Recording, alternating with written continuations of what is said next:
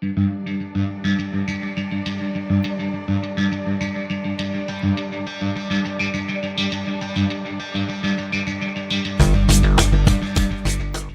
con el módulo de webinario RAM, un tema de mucha relevancia por las implicaciones que tiene en la salud. Precisamente este día contamos con una ponente, mujer profesional destacada en distintas ramas de la salud. Me refiero a la doctora Ana María Barrientos, que nos hablará de RAM y enfoque One Health. La resistencia a los antimicrobianos. El enfoque de una sola salud es necesario. Nuestra invitada se dirigirá al personal multidisciplinar de salud con este importante tema. La doctora Barrientos es médica epidemióloga y especialista en medicina familiar. Trabajó en el departamento de Morazán, en la zona norte de Pelquín, como médico consultante, también en el área del departamento de San Salvador, en la región metropolitana, en las áreas administrativas y técnicas. Ha coordinado la Unidad de Investigación y Epidemiología de Campo del INSAL y ha desarrollado y publicado múltiples investigaciones en lo relativo a epidemiología y enfermedades infecciosas. Ha coordinado el equipo de respuesta rápida nacional que ha liderado la respuesta contra la COVID y otras epidemias.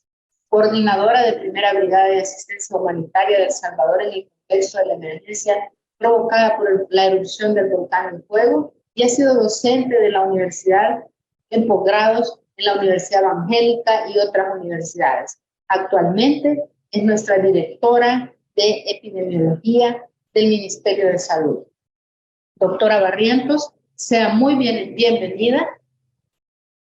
Muchas gracias, doctora Sandoval. Para mí es un gusto estar acá compartiendo con ustedes algunas ideas sobre un tema, como usted bien destacaba, tan importante como es la resistencia antimicrobiana y el enfoque de una salud que trata de integrar cómo estas dinámicas entre la salud humana, la salud animal, el medio ambiente, la biosfera, las plantas, todo lo que tiene que ver con la vida, todo influye también en el comportamiento de esas dinámicas de transmisión de las enfermedades, y que después de la pandemia de COVID-19, quizás en el mundo, la crisis humanitaria que se generó y la crisis en salud, quedó en evidencia que a partir de un virus de posible origen zoonótico, ¿verdad? Como el reservorio pudiera ser algún animal, estos coronavirus expusieron al mundo a una serie de eventos y de emergencias que fueron provocando que cada día hablemos más sobre la resistencia a los antimicrobianos en general, pero que también las capacidades de respuesta de los países no solo van a estar en manos de los ministerios de salud, sino que también involucran a otras dependencias, a otras instituciones que también vigilan los comportamientos de la resistencia en tanto a sanidad animal y vegetal. Entonces, mi presentación de hoy es compartirle, en verdad, algunos hallazgos sobre esto y cómo tenemos que reflexionar a la luz de One Health o una salud para poder encontrar nuevas soluciones innovadoras desde el punto de vista de salud pública. La siguiente. Si me ayudan con la siguiente. El contenido de mi presentación, vamos a la anterior, a abordar sobre el contexto global de los riesgos y las amenazas a la salud, cómo este enfoque multiamenazas y pensar riesgos desde las diferentes dimensiones también es necesario. Cómo se concibe, digamos, la resistencia antimicrobiana, qué implicaciones tiene desde el punto de vista económico para cada uno de los países, desde el punto de vista también de la economía y la dinámica familiar, en qué consiste el enfoque de una salud y luego cómo hacemos un análisis integral de esta resistencia antimicrobiana desde la perspectiva de una salud. Entonces, la siguiente, si me ayudan, es necesario, si me ponen la anterior, imaginar un mundo en el que ya no sea posible tratar las infecciones ni las enfermedades sanitarias, ¿verdad? Entonces es importante porque nosotros tenemos que dimensionar que el contexto actual en el que nos encontramos es un contexto donde los efectos del cambio climático son cada vez más notorios y lo vemos con el impacto que ha tenido, por ejemplo, en las zonas que están expuestas a incendios forestales, al corredor seco que pudiéramos presentar en nuestro país, a las zonas que son vulnerables a inundaciones y que en la dinámica también de la industria agroecológica en esas zonas también va a tener un impacto por estos efectos, ¿verdad?, que se ven tan contrastados en un periodo de tiempo. Esto hace que también aceleradamente la producción industrial de alimentos y de ganado, por ejemplo, tengamos una pérdida de la biodiversidad de gran alcance. Eso se suma además al movimiento poblacional y de animales que queda expuesto cada vez a zonas más reducidas y por lo tanto las personas van acercándose a esos entornos y van a tener un riesgo mayor para entrar en contacto con flora y fauna diferente, con animales que son de origen salvaje, ¿verdad? Y que van a ser reservorios para muchas enfermedades. Nosotros compartimos con los animales aproximadamente 300 enfermedades infecciosas y eso repercute directamente también sobre la producción, sobre la economía y sobre la salud de las personas. El uso de los suelos, la producción agrícola también se ve mediada por el uso de antimicrobianos para generar una mayor producción, para tener un control de calidad en general de los productos.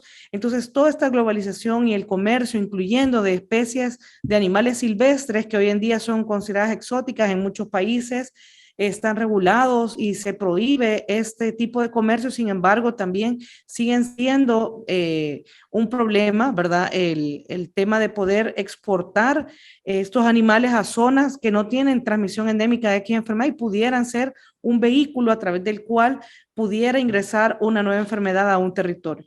Por supuesto que el crecimiento poblacional, las zonas urbanizadas, con una expansión geográfica más acelerada y la movilización, hoy en día los viajes internacionales, el mundo está interconectado y facilita las dinámicas de transmisión de las enfermedades infectocontagiosas de forma más acelerada. La siguiente. Este es el consumo global de antibióticos que se presenta en un estudio a partir de toneladas de consumo y pueden ubicar también el tipo de industria donde se utiliza, es decir, si es ganado vacuno, si es ganado si es animales de producción avícola, porcina o en la acuicultura y también el consumo de antibióticos en las personas y una proyección estimada hacia el 2030 que de forma acelerada se va proyectando, ¿verdad? Que vaya a ser incrementándose de forma objetiva en el tiempo. La siguiente. Esta es una estimación de la distribución también de muertes anuales por la resistencia a los antimicrobianos por continentes hacia el 2050. Y quizás en esa proyección lo que nos debe de llamar la reflexión es que no solo estamos hablando de enfermedades infectocontagiosas, también va a tener una repercusión en las enfermedades crónicas no transmisibles, donde la vulnerabilidad de estos grupos de riesgo es mayor, porque requieren también cirugías, van a requerir atenciones, van a necesitar trasplantes probablemente. Entonces, se proyecta, ¿verdad?, que el uso de antibióticos en estos grupos de riesgo es aún mayor que en la población en general. Y esto hace también que pueda conllevar a las personas a complicaciones más graves, incluyendo la muerte. La siguiente. Podemos pensar entonces que es un antimicrobiano. Vamos a llamar a toda aquella sustancia que tenga la capacidad de eliminar o de interrumpir el crecimiento, la proliferación de diversos microorganismos patógenos. Y eso es un salto, ¿verdad?, que hace la historia de la medicina cuando a principios del siglo XX se empezaron a desarrollar y a descubrir los primeros antibióticos y se ha documentado desde entonces que ha existido resistencia antimicrobiana. Y el riesgo que tenemos es que cada vez los periodos de tiempo son más cortos desde que aparece el antibiótico hasta que se identifica un patrón de resistencia. Es importante porque la medicina, digamos, y la salud en general de los animales y los alimentos involucra ese tipo de sustancias donde nosotros tratamos de combatir la enfermedad, tratamos de interrumpir el daño que pueda provocar en el organismo y ciertamente el tener una resistencia va a generar mayores complicaciones para poder atender estos casos. La siguiente. Por eso es necesario hablar que la resistencia ante los antimicrobianos. Esta va a ocurrir cuando las bacterias, los virus, los hongos, los parásitos van a cambiar con el tiempo y esta es una propiedad incluso natural de estos agentes infecciosos para sobrevivir, ¿verdad? Se ha documentado incluso en lugares inhóspitos de actividad humana, ¿verdad? También patrones de resistencia en algunas bacterias, en algunos virus. Y eso hace pensar de que la supervivencia puede estar también de estos agentes infecciosos ligada al tema de resistencia. Sin embargo, nos preocupa, como desde el punto de vista de salud pública, porque las personas y las infecciones en general, también en animales y plantas, ya no van a responder a los medicamentos y van a ser difíciles de tratar. Eso va a requerir, por lo tanto, tiempos prolongados de estancia hospitalaria, mayores costos en los tratamientos, menos adhesión y esto hace también que nosotros tengamos que pensar cómo contener este acelerado paso de la resistencia. Además, podemos encontrar ahora documentos que citan bacterias multidrogoresistentes o pan-resistentes, hablando de la posibilidad de una reacción cruzada donde la transmisión genética de esta resistencia a los antimicrobianos se va a ir pasando de generación en generación, pero puede ser múltiple, ¿verdad? Y abarcar más de un mecanismo de acción, más de un tipo de antibiótico, lo que nos pone en un escenario aún mucho más difícil, ¿verdad? Esta pérdida de la sensibilidad nos hace más susceptibles a cualquier tipo de infección. La siguiente. Entonces, van a haber muchos factores que van a intervenir en el tema de la resistencia antimicrobiana y probablemente ustedes hayan ido escuchando en la serie de webinarios que se van a tocar diferentes tópicos relacionados a esto. Sin embargo, hay causas directamente que están relacionadas a los agentes infecciosos y que tienen una mayor velocidad. Esas pueden ser las modificaciones genéticas que van a transmitirse generación a generación, alteraciones bioquímicas que también van a modificar toda la posibilidad de combatir, digamos, los mecanismos de acción que se han diseñado para los antibióticos.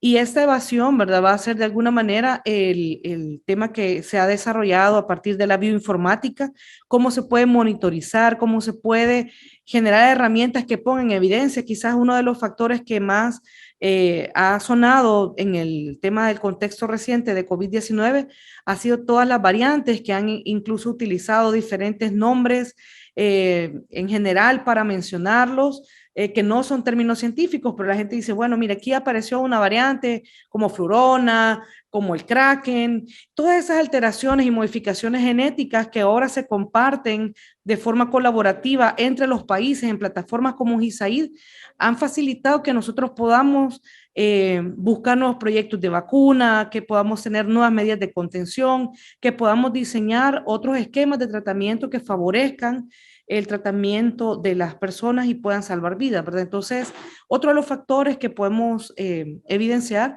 es el relacionado a las personas en el tema de la automedicación. Es bien frecuente también en nuestro contexto que las personas se automediquen, ¿verdad? Que sigan una recomendación de un personal no calificado para tomar antibióticos o que se solicite la prescripción, ¿verdad? O el abuso de los antibióticos. Ahí también, desde el punto de vista sociocultural, ¿verdad? A veces consideramos que todas las gripes necesitan tratarse con antibióticos. Y así la persona puede preguntar, ¿verdad? ¿Me van a indicar un antibiótico? Y a veces se queda como con el sinsabor que no se le dejó un antibiótico y no se va a curar cuando tiene una etiología quizás viral, ¿verdad? Y en ese caso no era necesario la prescripción. Entonces, esos temas relacionados a las decisiones individuales de automedicarse o del abuso por la prescripción de antibióticos también van a determinar e intervenir directamente sobre la resistencia antimicrobiana. Y por otro lado, ¿verdad? La aplicación de antibióticos también en la producción animal y avícola, ¿verdad? Esto es importante porque en la agricultura también se diseñan hoy en día muchos estudios sobre el consumo que tiene la agroindustria de antibióticos y de también sustancias que puedan ser mejoradoras, maduradores, que van a incidir directamente en el consumo también de las personas o en el consumo del agua donde se vierten los residuos de de esos procesos químicos y que también van a modificar, por supuesto, el comportamiento, ya sea desde las enzimas, desde cómo se capta, ¿verdad? Ese antimicrobiano en el organismo del huésped susceptible en este caso. La siguiente. Entonces, a partir del 2015, la Organización Mundial de la Salud en la Asamblea, ¿verdad?, planteó que pudiera darse un respaldo global para llamar a una acción global sobre la resistencia antimicrobiana. Exhortó a todos los países a que pudieran ir desarrollando, implementando planes de acciones nacionales que fueran dando respuesta a esta resistencia antimicrobiana de forma general. Incluso dentro del ejercicio de autoevaluación del Reglamento Sanitario Internacional se ha incluido como parte de uno de los indicadores de las capacidades básicas que año con año cada país, cada estado como parte de la implementación del Reglamento Sanitario Internacional, debe de cumplir. En esta herramienta, a partir del año 2021, se incorpora y es así que se hace un llamado a la acción a todos los países a poder incorporarlo dentro de los planes nacionales. La siguiente.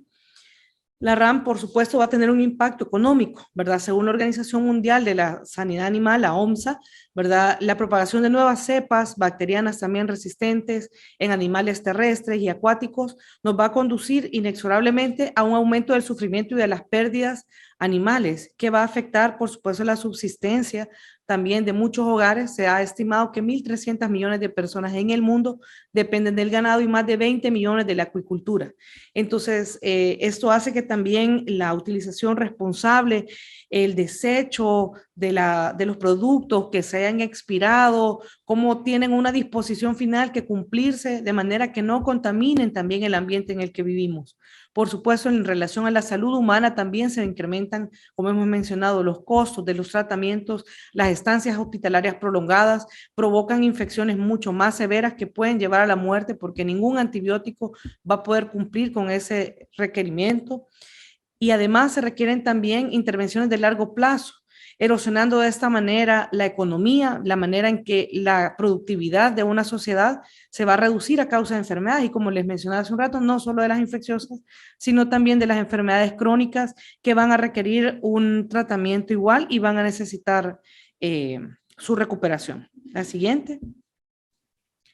A nivel mundial también podríamos hablar que para el año 2019, antes de la pandemia, ¿verdad? Según cifras de la OMSA también, se calculaba que 4 millones de personas se vincularon su muerte, ¿verdad?, a la resistencia con los antimicrobianos. De esto, el 33%, 1.3 millones, fueron causadas directamente por bacterias resistentes. Y es importante también mencionar que el bioterrorismo está presente también en el mundo y el 80% de los agentes infecciosos que pueden utilizarse por esta causa tienen un origen zoonótico. El 40% del valor del sector agropecuario mundial también está constituido por animales de producción. Esto va a representar los medios de ingreso, la subsistencia de familias enteras y comunidades, generando también que el valor estimado del mercado de los productos de sanidad animal hasta el 2015, según los datos también que referimos de un estudio, es de aproximadamente 24 mil millones de dólares. Por lo tanto, las pérdidas en este sector, dado a una epidemia o a un evento como pudiera ser influenza aviar, en una zona avícola, tienen una alta repercusión en la producción, ¿verdad? Y en el consumo posterior de esos alimentos. En algunos años, ¿verdad?, a cerca del 10% de las recomendaciones para el manejo de arroz en una región determinada contenía un antibiótico, según un estudio que había sido publicado en esta revista que se menciona. Y mencionamos este ejemplo porque el arroz es un valor, digamos, de alimento que se consume en casi todo el mundo y lleva también incluido dentro de la recomendación para su mejora, al menos en un 10%, el uso de antibióticos. Entonces, toda nuestra vida, nuestro desarrollo, también está mediado por el uso que vamos a tener de los antibióticos. La siguiente. Y por supuesto, esto deja aparte en evidencia que la cadena alimenticia de todos los sectores se va a ser afectado, incluso por estas sustancias que pudieran ser hasta consideradas productores o mejoradores del crecimiento, entre otros aspectos. En esta diapositiva, ¿verdad? Tratamos de reflejar hace unas semanas el doctor Ramos en una conferencia, hablaba sobre la importancia de reconocer desde qué fecha se había generado el medicamento, se había descubierto, y es interesante porque este estudio lo han hecho personas desde veterinaria, ¿verdad? Cómo el uso de estos medicamentos en este campo ha ido abriendo también nuevas reflexiones sobre el tema. Entonces, ustedes pueden encontrar en la flecha, ¿verdad? Desde la fecha en que fue descubierto este antibiótico y la fecha en que tiene ya identificada un patrón de resistencia y los tiempos se van acortando y esto es importante porque en el desarrollo de la industria aproximadamente 32 nuevos proyectos en la última década de antibióticos, solamente 5 o 6 se podían considerar como innovadores, el resto eran tratando de hacer mejoras frente a la resistencia y a los patrones que ya se han identificado. La siguiente. Podemos encontrar entonces que necesitamos herramientas, porque si es un problema de salud pública tenemos que tener cómo hacer, y vamos a reflexionar de esto también un poco al final, cómo hacer alguna contención, ¿verdad? Para que este proceso no siga acelerándose, no siga convirtiéndose en una emergencia. Dentro de las herramientas que vamos a tener para enfrentar la resistencia a los antimicrobianos, tenemos que conocer muy bien el tipo de antibiótico que es, cuál es su mecanismo de acción, cuáles son los patrones o mecanismos de resistencia que están generándose a nivel nacional e internacional. Para eso se requiere un análisis de susceptibilidad y, por supuesto, técnicas especializadas de biología molecular y secuenciación genómica. Por eso lleva también de la mano herramientas bioinformáticas que nos pongan en el escenario tanto a clínicos, a epidemiólogos, a investigadores, a personal de veterinaria, a personal que vigila el tema de sanidad animal y producción y vegetal. Necesitamos estas herramientas que sean compartidas, que sean socializadas, que sean utilizadas de manera que podamos enfrentar juntos ese tema. Entonces, la siguiente. Podemos pensar qué tenemos que hacer, ¿verdad? Esa es la anterior, disculpe, la siguiente. ¿Qué hacer para contener la resistencia antimicrobiana? Tenemos que recordar que hay que hacer una prescripción adecuada, una educación comunitaria fundamental para evitar la automedicación, para evitar el uso indiscriminado de antibióticos. Y hay muy buenas propuestas, ¿verdad? En diferentes lugares del mundo. Yo les he puesto, por ejemplo, esta imagen de comunidades empoderadas, donde buscamos tener un mundo libre de infecciones intratables de la red latinoamericana, ¿verdad? Para la atención de la resistencia antimicrobiana, y por otro lado en Europa también como hay campañas de concientización sobre el uso de antibióticos, pero también necesitamos tener una vigilancia más estrecha de la resistencia y de las infecciones asociadas a la atención sanitaria.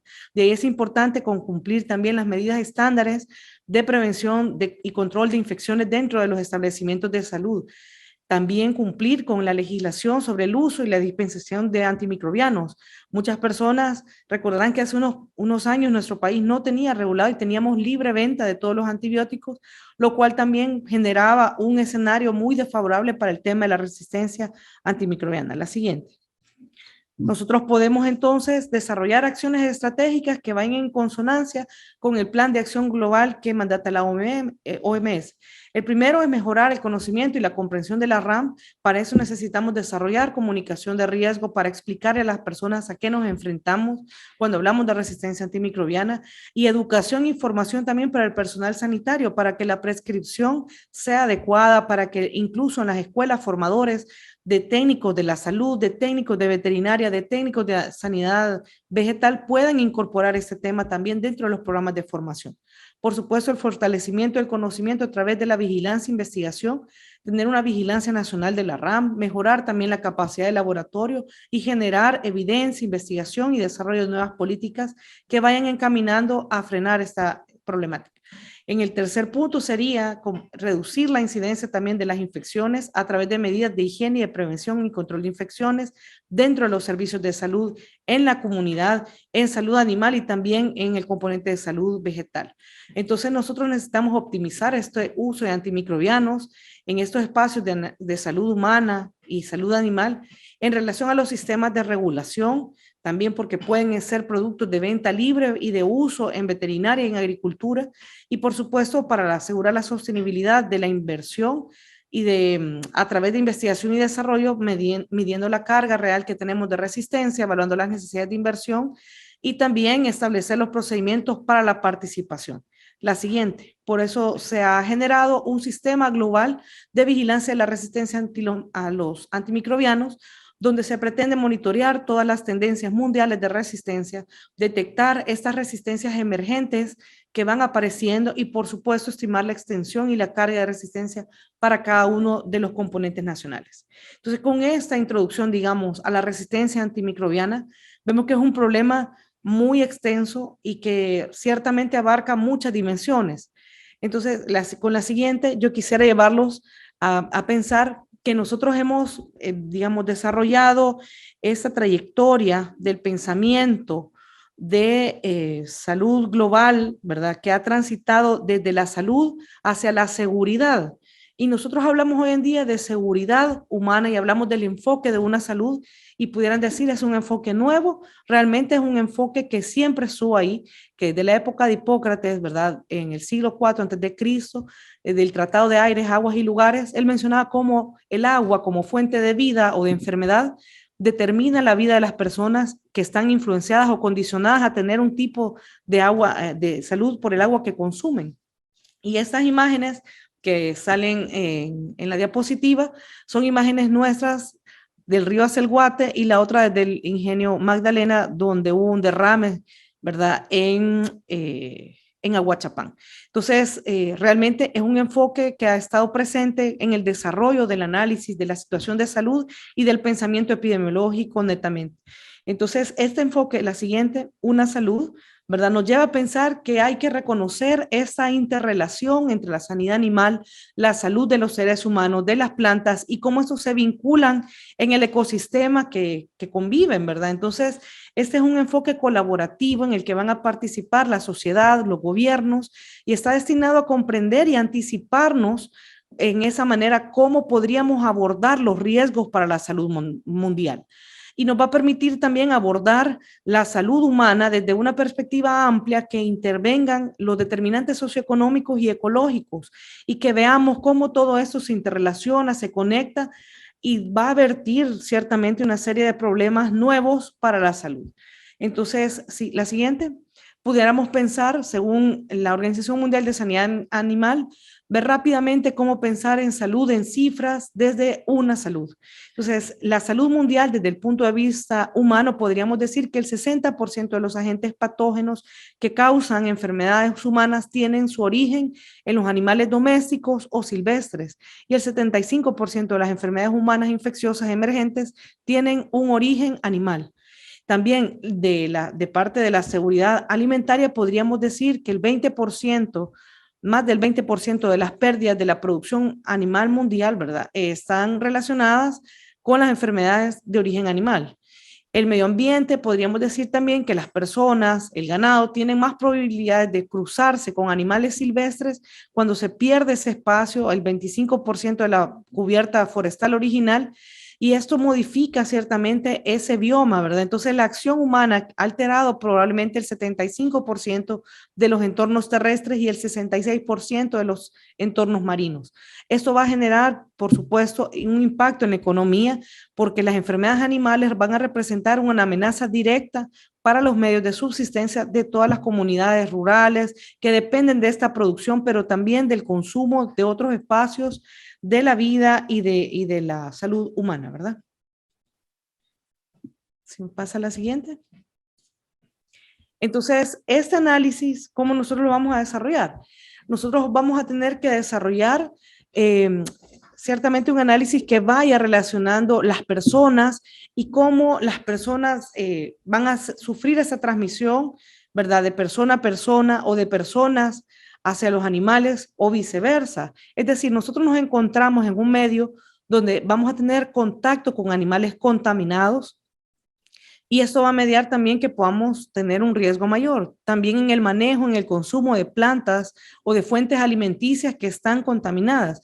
Y ahora la interacción, incluso este impacto desde la actividad humana ha modificado también los patrones de consumo de los animales, por ejemplo, que se acercan a las zonas periféricas, a las zonas de desagües, donde están los desechos, y es importante que estas zonas se vigilen. Por eso hoy en día hay muchos países que las aguas residuales se han convertido también en un punto de vigilancia, porque ahí van a derivarse los desechos de las granjas, ¿verdad? O de los centros de producción agrícola, y eso también va a llevar químicos, antibióticos, y sobre todo en el contexto donde no hayan sido tratados previamente a vertirse. Y no podemos dejar de lado también los animales domésticos, ¿verdad? Que también son portadores muchas veces de enfermedades zoonóticas y que pueden complicar también a la salud humana.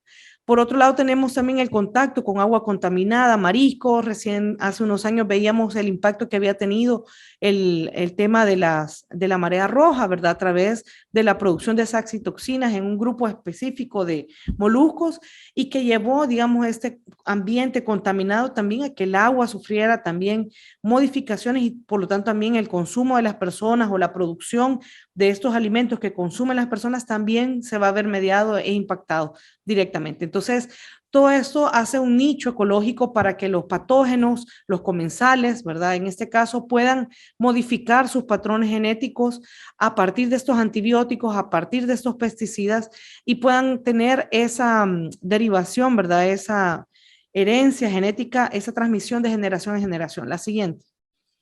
Entonces, la resistencia también va a estar mediada por el cambio climático, ¿verdad? Y en este enfoque de una sola salud, nosotros tenemos que pensar cómo este cambio climático, desde el punto de vista animal, vegetal y en las personas, también va a modificar y va a crear de alguna forma un escenario para que se desarrolle y se propague la resistencia antimicrobiana. Vamos a estar mediados por respuestas fisiológicas que van a depender por ejemplo, el estrés térmico que se genera ante los cambios bruscos de temperatura. Hemos tenido inviernos muy marcados en unas zonas del mundo y hemos tenido al mismo tiempo zonas con olas de calor donde las personas igual han fallecido por este estrés térmico en diferentes contextos y a diferentes temperaturas. Entonces, eso genera mutaciones y genera también que evolucionen de alguna manera los agentes infecciosos para sobrevivir en ese medio también hostil. Entonces, eso genera también de alguna manera resistencia, ¿verdad? Estas mutaciones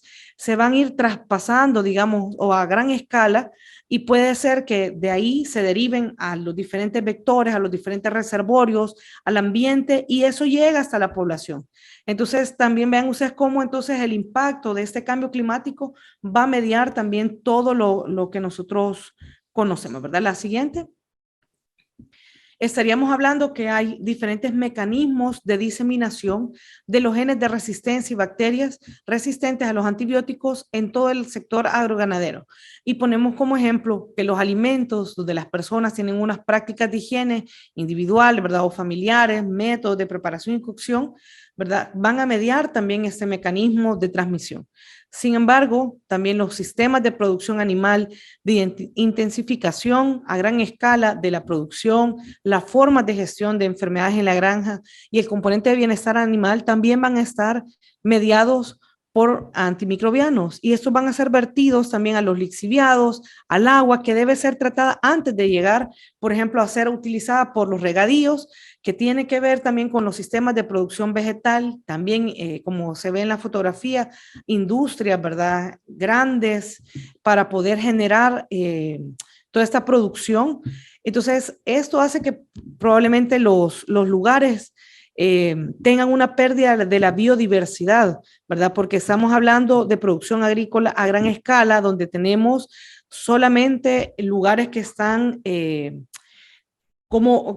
orientados, por ejemplo, a la producción de un tipo de alimento, ¿verdad? En este caso pudieran ser manzanas, naranjas, caña de azúcar. Entonces, todas esas formas de gestionar el control de plagas y enfermedades dentro de la producción agrícola van a estar también mediados por el agua. Y el agua, ¿verdad? Finalmente, en este ciclo, ¿verdad? Que hemos querido representar, adaptándolo de una infografía, ¿verdad? De una salud, requiere que entonces analicemos cómo ese contexto va a interactuar en la salud de las personas, en la salud de las plantas y de los animales. O sea, no va a estar solamente orientado a uno de los eslabones, en este caso del problema, sino que somos un contexto, somos un mismo bioma, ¿verdad? Un mismo biodiverso y realmente esto hace que nosotros tengamos que reflexionar que realmente la resistencia a los antimicrobianos requiere este enfoque para que podamos abordar todos los frentes y buscar cuáles son las causas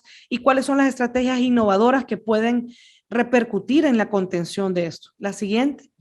Y fíjense que esta gráfica es muy interesante porque menciona cómo especies silvestres han tenido mayores patrones de resistencia a los antimicrobianos cuando tienen una interacción con la presencia de la actividad humana, ¿verdad? Entonces, o tienen menos asociación, ¿verdad? Cuando se encuentran en su entorno silvestre. Entonces, estos estudios, ¿verdad? Que han detectado esta mayor presencia de estos genes de resistencia en fauna salvaje, es una expresión de que el desplazamiento de estos entornos es un tema que también hay que ponerle un poco de atención, ¿verdad? Porque nos vamos a ir exponiendo también a nuevos eventos, a nuevos reservorios, a nuevas enfermedades que puede ser que no tengamos en ese entorno cuando viajemos de un territorio a otro. Y lo hemos visto con las evaluaciones de riesgo que se han dado en la región de las Américas, por ejemplo, recientemente de fiebre amarilla, como de un entorno salvaje, ¿verdad? En una selva pudiéramos tener la importación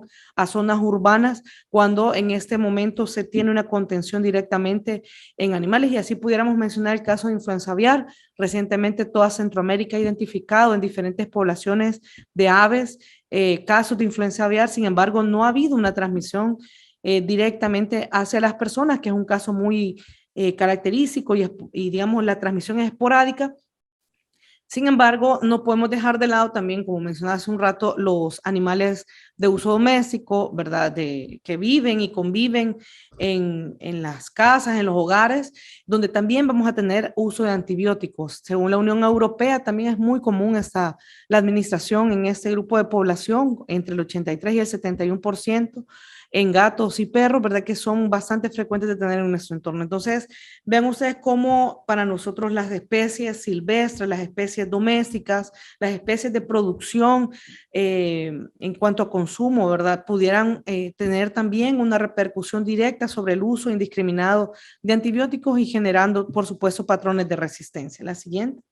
Por eso decimos que las acciones integradas y multisectoriales desde el punto de vista de una salud son complementarias, ¿verdad? En este caso, nosotros tendríamos que revisar cómo la detección es importante para poder hacer una respuesta oportuna, ¿verdad? Esto pasa por tener vigilancia en los tres frentes, ¿verdad? Tanto en salud humana, en salud animal y salud vegetal, para poder rápidamente articular una respuesta que integre los componentes, tener un sistema de vigilancia integrado, tener educación e información. Hemos dicho que es muy importante poder compartir estos conocimientos tanto de sanidad animal, ¿verdad? Cómo ellos llevan su vigilancia en las diferentes especies, tendrán características distintas, pero nuestro personal de salud también debe saber qué hacer si encuentran aves de traspatio que pudieran ser gallinas, patos, gansos, ¿verdad? Y pudieran encontrar algunos fallecidos, qué características morfológicas externas pudieran tener para que rápidamente den aviso a las autoridades competentes y que se haga una intervención oportuna. Entonces, si no engranamos, ¿verdad? Una vigilancia, de esa manera pudiéramos perder la oportunidad de intervenir de forma rápida. Y tenemos especies que también vamos a encontrar otro problema, protegidas. Entonces, estas especies protegidas también pueden ser portadores y reservorios de una enfermedad. Entonces, tenemos que conocer, tenemos que ampliar esta discusión de manera que las medidas de prevención y control estén basadas en la evidencia y estén conocidas en todos los espacios necesarios, tanto en la academia, en la comunidad, en los establecimientos de salud, y tener formas de monitorearlo y evaluarlo. La siguiente. Entonces, ¿qué podemos hacer contra la RAM?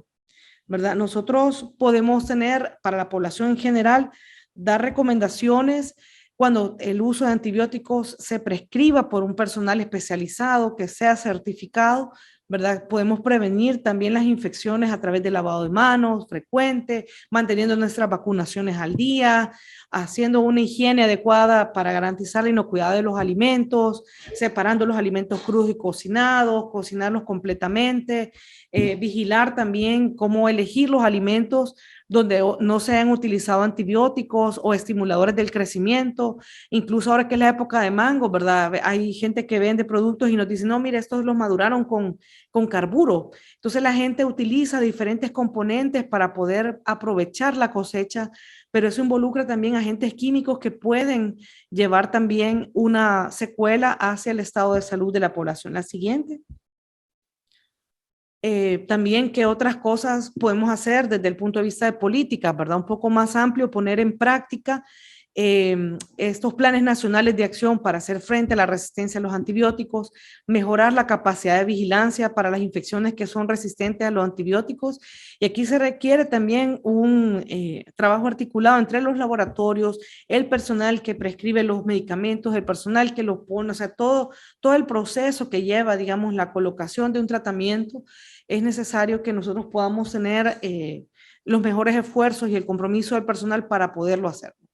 Y reforzar, por supuesto, las políticas, los programas, la aplicación, las medidas de prevención y control de infecciones, y reglamentar también el uso, ¿verdad?, de los antimicrobianos en general, y la eliminación apropiada de medicamentos que ya estén con calidad, ¿verdad?, garantizada, y informar también el impacto de la resistencia a los antibióticos. La siguiente. De manera que podríamos concluir que el promover buenas prácticas desde el manejo animal y agrícola que estén centradas en la prevención de las infecciones y que y que ayuden al uso responsable de los antimicrobianos, y por otro lado promover también este enfoque transdisciplinar, ¿verdad? No solo nos podemos quedar analizando desde una salud el impacto que tiene en las personas o en su vida, sino también en el tema del componente de salud ambiental y en el tema también de salud animal. Entonces, por eso creemos que es necesario ampliar la mirada con el enfoque de una salud, y El Salvador ha sido comprometido desde el año 2020, si mal no me acuerdo, 2021, ¿verdad? El tema de facilitar, ¿verdad?, la incorporación del país a esta estrategia, que junto con CDC esperamos poder tener el taller este año para ir fortaleciendo todas estas capacidades. Hemos venido trabajando con el Ministerio de Medio Ambiente y el Ministerio de Agricultura en procedimientos que nos lleven a concretar este carácter transdisciplinar como mandata el enfoque de una salud, y sobre todo en el tema de resistencia antimicrobiana. La siguiente. Entonces, no nos podemos olvidar que al final necesitamos un mundo libre de infecciones que sean intratables, y recordemos que compartimos la tierra, el aire, el agua y los recursos, y también los patógenos. En estas imágenes quiero recordar algunos sitios de El Salvador, ¿verdad?, como Montecristo, como las cascadas de Arambala en Morazán, y sitios Ramsar, ¿verdad?, que están distribuidos por el país y que son sitios protegidos para las especies silvestres.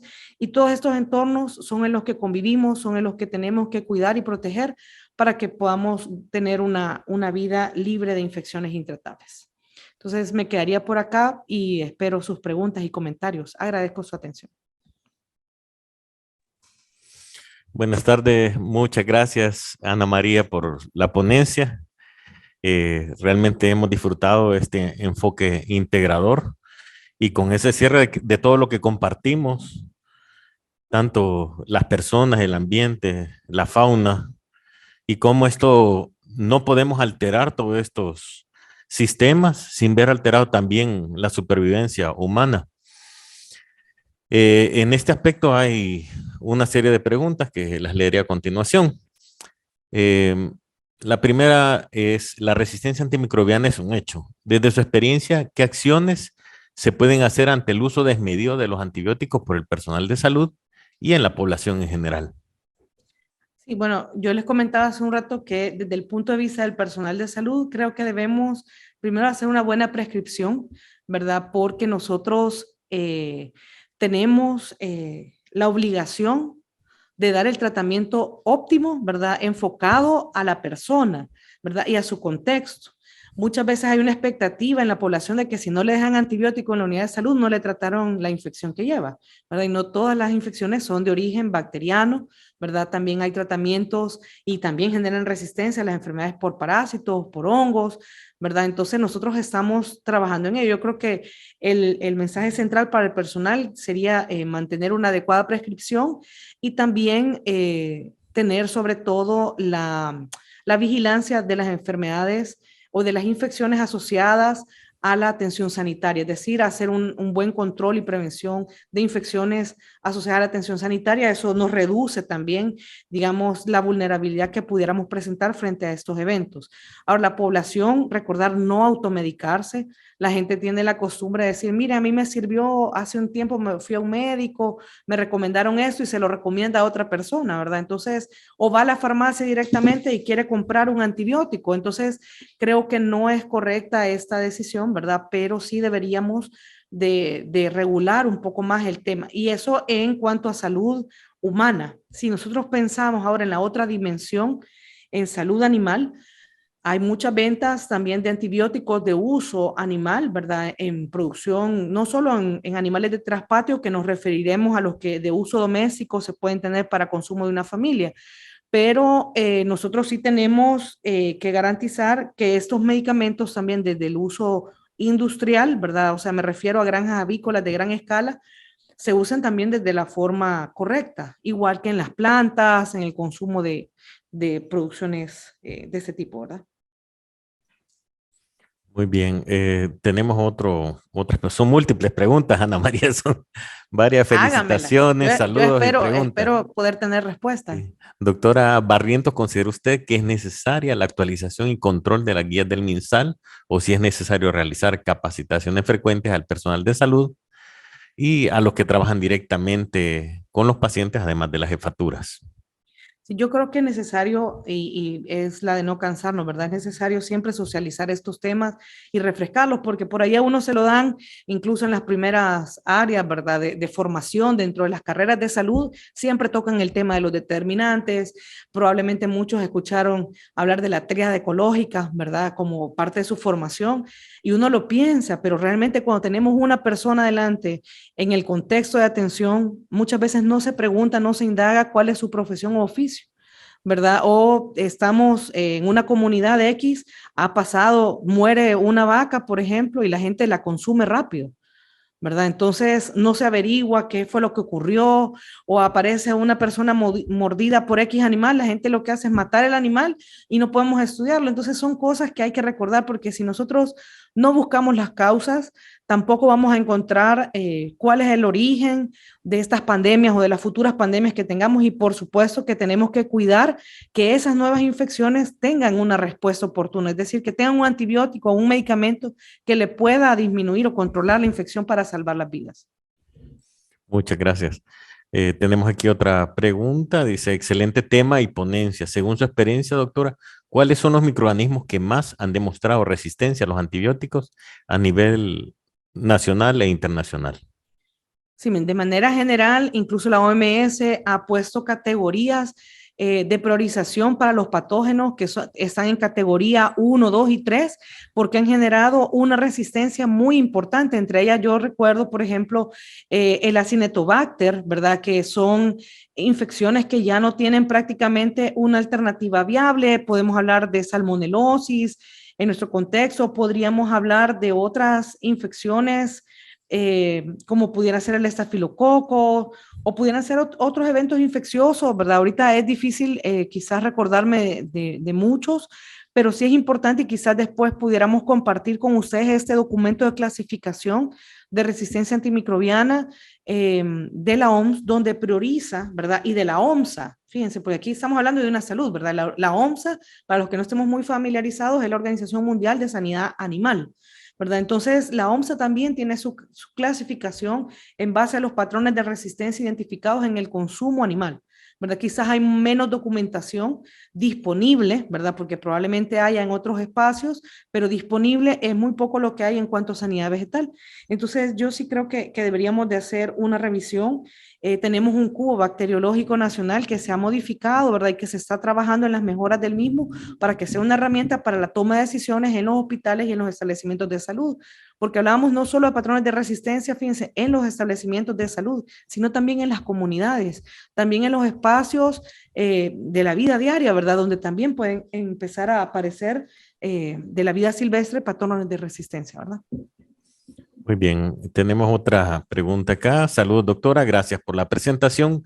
Tengo dos preguntas. La primera, ¿el excesivo consumo humano de antimicrobianos se debe más a la prescripción, la automedicación o debido a la alimentación? Y la otra pregunta es, ¿qué tipo de alimentos nos exponen más a los antimicrobianos? ¿Los alimentos de origen vegetal o los de origen animal?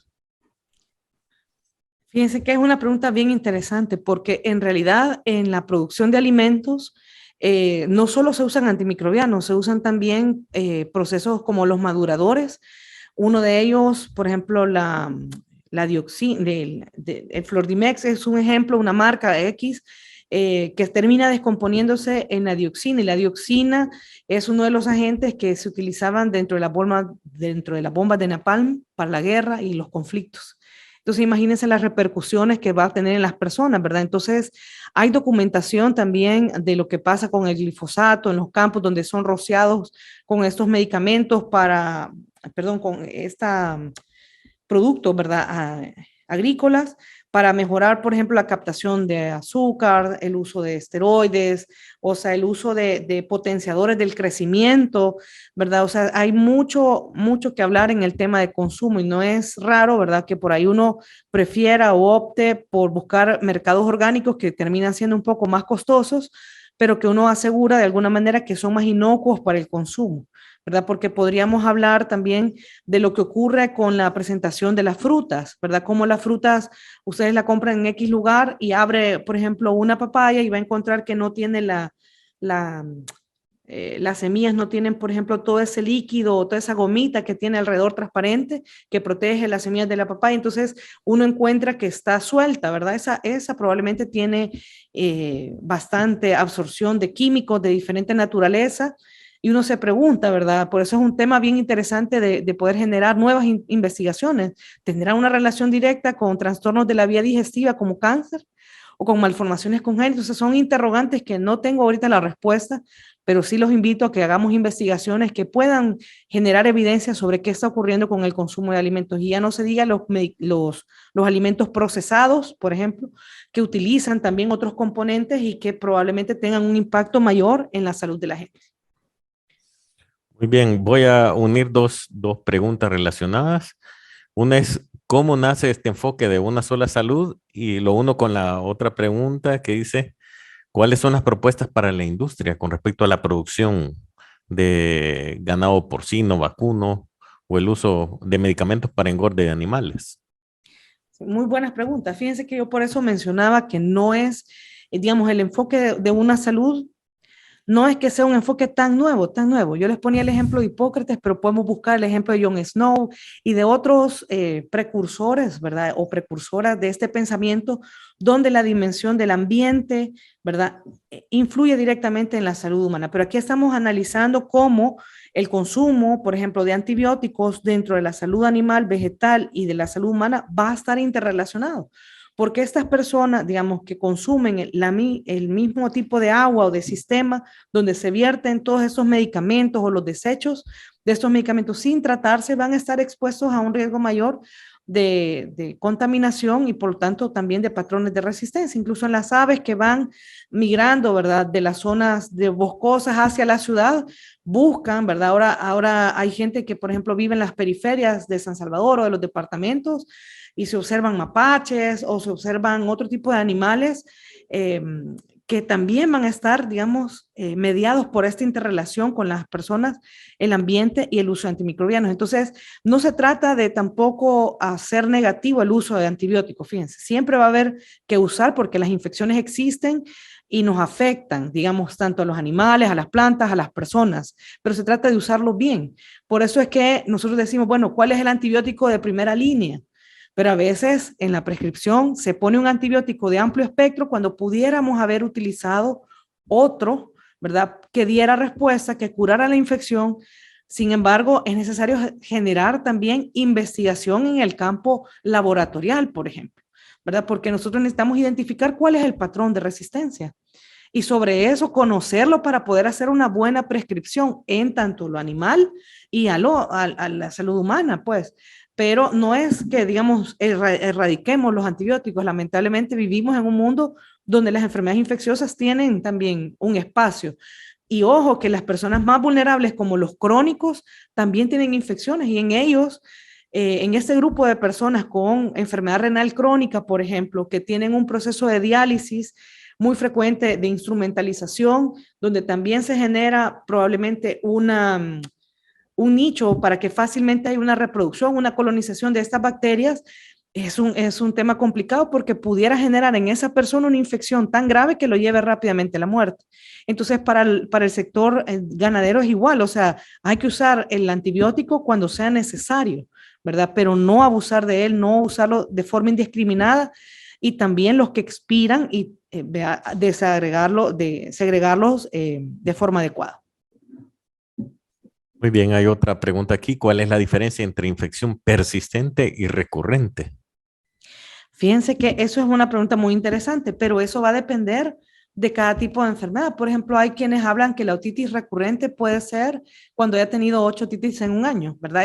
Eso no le podría dar un estándar porque para cada evento va a ser diferente. Sin embargo, la recurrencia es lo que más nos debe llamar la atención, ¿verdad? ¿Por qué?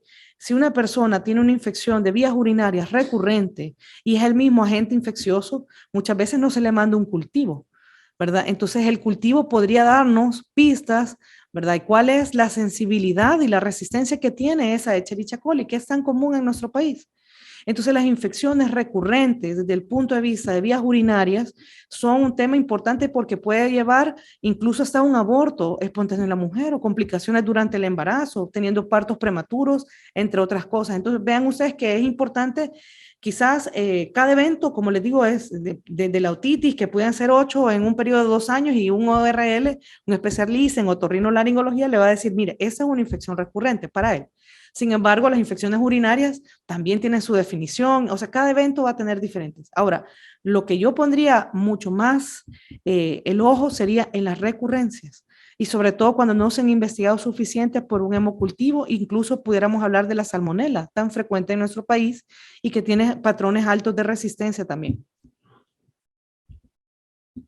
Muy bien, hay dos preguntas aquí relacionadas con la prescripción de antibióticos. Dice, ¿cómo se puede hacer con el sector privado que aunque son profesionales indican antibióticos de última generación solo por complacer a las personas? Y hay otro que cómo se puede trabajar el área de la polifarmacia.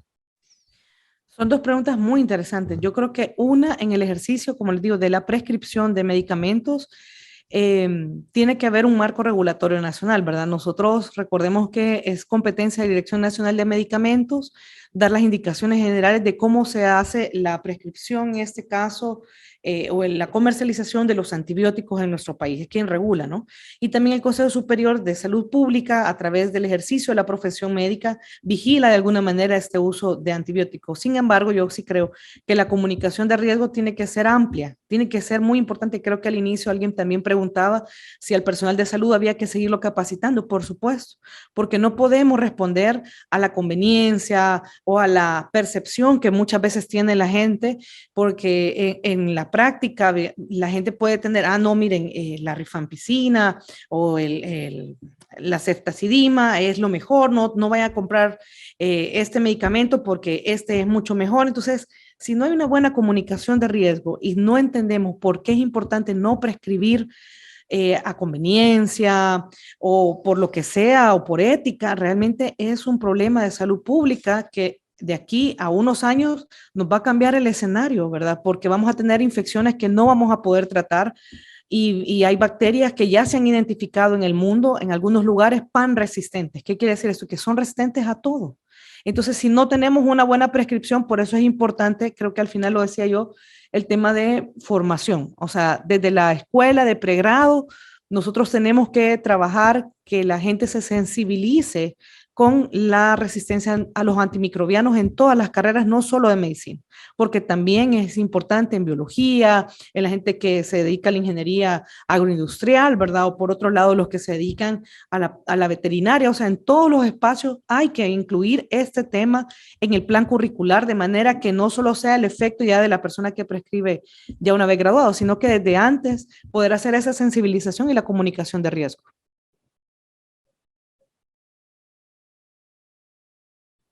No te escucho, Carlos. No te escucho. Hola, sí. Hay una pregunta aquí que dice, ¿podría ser parte de un adecuado uso de antibióticos la realización y socialización del cubo bacteriológico institucional? Sí, definitivamente es parte, ¿verdad? Pero como les digo también, necesitamos tener qué pasa con sanidad animal y vegetal. O sea, en la parte y en la dimensión de las personas es importante conocer y utilizar. Hay muchas personas en los establecimientos de salud, en los hospitales, que quizás no conocen, ¿verdad? El cubo bacteriológico, no han tenido acceso o no lo han utilizado quizás óptimamente. Quizás el personal de laboratorio también es necesario que haga, ¿verdad?, un esfuerzo de sensibilizar. Yo les digo a veces al laboratorio porque ellos saben los patrones de resistencia que se van generando y es importante esa discusión entre los clínicos, enfermeras, o sea, todo el personal que trabaja dentro de los hospitales, ¿verdad? Para que puedan, y también dentro de los otros espacios, para que puedan socializar estos hallazgos. Hace unos años con el programa FTP nosotros hicimos una evaluación de algunos hospitales con el tema del uso, ¿verdad?, de estas herramientas, y es interesante como a veces no se conocen, el personal, acuérdense que pueden ser nuevos, que esté llegando nuevo personal a entrenarse, de servicio social o internos, externos, y es importante cómo esta interacción de la información nos sirve a todos para tomar mejores decisiones. Muy bien, Ana María, ¿cómo está, tú que estás justo en esta dirección, cómo está la coordinación de los diferentes sectores para este tema de abordar la resistencia antimicrobiana, salud y los otros sectores? ¿Qué esfuerzos hay en este momento? Pues fíjense que es un escenario muy interesante porque creo que a partir de lo que ocurre con COVID-19, donde todos estamos preocupados, ¿verdad?, en el mundo entero, para poder ir haciendo esfuerzos cada vez más intersectoriales, ¿verdad? En nuestro país hemos venido trabajando de esta manera intersectorial y complementaria, tanto con el Ministerio de Medio Ambiente, con el Ministerio de Agricultura y con el Ministerio de Defensa, una mesa técnica donde estamos trabajando procedimientos, por ejemplo, ahora en el contexto reciente de influenza aviar, es el más reciente que hemos tenido, y estamos desarrollando esa propuesta metodológica para saber cómo nos vamos a activar. Pero en este evento que es de origen zoonótico y que tiene quizás ahorita un mayor peso en el Departamento de Vida Silvestre o en el comportamiento en aves porque no ha tenido una expansión hacia las personas, entonces el Ministerio de Agricultura estamos trabajando de la mano para saber cómo los guardarrecursos van a tener que monitorear estos sitios protegidos, donde ellos tienen bien ubicados, donde transitan, por ejemplo, las aves migratorias en nuestro país, cómo nosotros tenemos que estar vigilando en estos lugares alguna mortandad, ¿verdad?, inesperada o inusual de aves, y pudiera también tenerse algún evento de un cuadro infeccioso respiratorio agudo grave, ¿verdad?, y que puede ser inusitado incluso en esta población o en este sector cerca de los sitios donde tenemos aves migratorias, porque es un tema que hay que investigar, ¿verdad? Entonces, estamos desarrollando cada vez más ejercicios, más acercamientos, más procedimientos, ¿verdad? Para que todos entendamos qué debemos de hacer, igual que con nuestro personal de salud, los promotores que visitan también hacia las comunidades, cómo las aves de traspatio pueden tener también un evento de mortandad, y estamos hablando de un hogar, de unas personas que pueden tener animales domésticos, ¿verdad?, para su consumo o para su venta, ¿verdad?, para la producción, y que pueden tener entonces un aviso a las instituciones de salud, es decir, o sea, estamos trabajando de la mano, tenemos una mesa, incluso participa también OIRSA, ¿verdad? Y otras instituciones, tenemos acompañamiento también de OPS y de CDC, de manera que podamos articular estos mecanismos, estas vigilancias, estos procedimientos operativos para poder dar una respuesta oportuna a la población y sobre todo cuidar, ¿verdad?, de la vida de todos y de nuestro entorno. Muchas gracias, Ana María. Existen múltiples felicitaciones por tu ponencia. Gracias por seguir capacitando, nos dice, en esta área. El manejo del tema también lo admiran. Hay unas propuestas de algunos temas que vamos a discutir. Piden de algunos plaguicidas, sobre el cubo bacteriológico y otros elementos que vamos a ir abordando para poderlos incluir y discutirlos con epidemiología para poderlos incluir.